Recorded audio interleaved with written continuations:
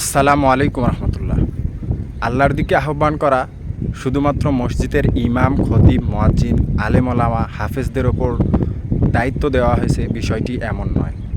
আল্লাহ সুবহানাহু ওয়া তাআলা পবিত্র কোরআনে আমভাবে অ্যাজ এ মুসলিম সকলের ওপর এই দায়িত্ব ফরজ করেছেন। আল্লাহ সুবহানাহু ওয়া তাআলা সূরা হামিম সেজদার 34 নম্বর আয়াতে বলেছেন, সে ব্যক্তির চেয়ে আর কার কথা উত্তম হতে পারে যে ব্যক্তি মানুষকে আল্লাহর দিকে আহ্বান করে এবং নেক কাজ করে আর বলে, নিশ্চয়ই আমি মুসলিমদের অন্তর্ভুক্ত। এই আয়াত থেকে বুঝতে পারলাম অ্যাজ এ মুসলিম সকলের ওপর দাওয়ার কাজ করা ফরজ।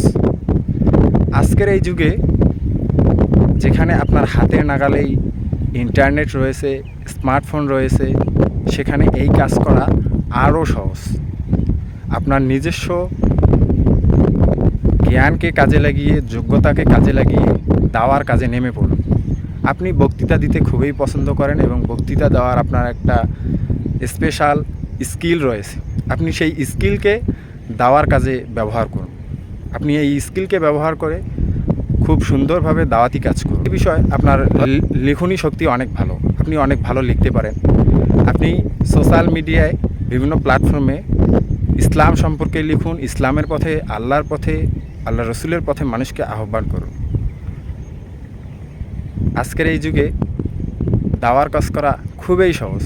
আপনি ফেসবুকে আপনি একটা পেজ খুলুন, সেখানে দাওয়াতি কাজ করুন। আপনি ইউটিউবে খুব ভালো, সেখানে একটি আপনার পার্সোনাল চ্যানেল খুলুন, সেখানে ইসলাম সম্পর্কে বিভিন্ন কন্টেন্ট দিন। ইসলাম সম্পর্কে সংশয়বাদীদের বিভিন্ন প্রশ্নের যৌক্তিক এবং নির্ভরযোগ্য বক্তৃতার মাধ্যমে আপনি তাদের এই ভুল ব্যাখ্যাকে খণ্ডন করুন। ইসলাম সম্পর্কে বিভিন্ন অপবাদকে আপনি খুব সুন্দরভাবে আপনার বক্তৃতা হোক, লেখনী হোক, এর মাধ্যমে তাদের এই অপপ্রচারের বিরুদ্ধে দাঁড়িয়ে যান। এভাবেই আপনি দাওয়াতি কাজ করতে পারেন। অ্যাজ এ মুসলিম সকলের ওপর দাওয়াতি কাজ করা ফরজ। শুধুমাত্র মসজিদের ইমাম, খতিব, মুয়াজ্জিন দাওয়াতি কাজ করবে বিষয়টি এমন নয়। আপনি জেনারেল মানুষ বক্তৃতা দিতে পছন্দ করেন, বক্তৃতা দেওয়ার আপনার স্পেশাল স্কিল রয়েছে, আপনি মসজিদে মিম্বরে দাঁড়িয়ে যান।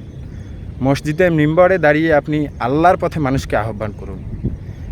আপনি জেনারেল মানুষ, কোরআন সুন্নাহর যথেষ্ট নলেজ অর্জন করতে না পারলেও বেসিক নলেজ আপনার রয়েছে। আপনি চেষ্টা করুন মাঠে কিংবা ময়দানে গিয়ে দাঁড়িয়ে এই কাজগুলো করার। অ্যাজ এ মুসলিম সকলের উপর দাওয়াতি কাজ ফরজ, তাই এই কাজগুলো আমাদের সকলের করা উচিত। আল্লাহ সুবহানাহু ওয়া তাআলা আমাদের দাওয়াতি কাজ করাকে সহজ করুন, দাওয়াতি কাজ করাকে কবুল করুন। আমিন। আসসালামু আলাইকুম ওয়া রাহমাতুল্লাহি ওয়া বারাকাতুহু।